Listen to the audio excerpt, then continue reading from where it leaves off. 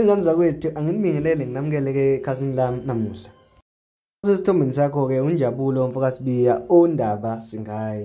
UNjabulo mfokasibiya uye wakhala ngokuthi waphuma iso ngonyaka ka-2021 kuJulayi esontweni likakhehlelezi eVeloran.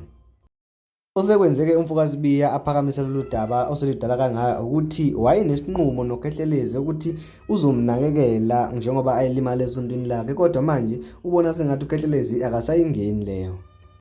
Umshayise uvalo kakhulu-ke ukuzwa ukhehlelezi okanye ukubona imilayezo evela ukhehlelezi ethi uma eqhubeka nokuphakamisa lolu daba lweso uzolimaza izingane zikadadewabo. Kanti futhi-ke uNjabulo uphinde waveza nokuthi ekulimaleni kwakhe ukhehlelezi walithatha ihlo lakhe akangalishiya esibhedlela, akwazeki namanje ukuthi liphi wenzani ngalo.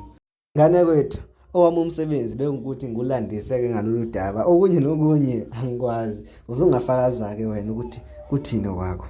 Isale kahle.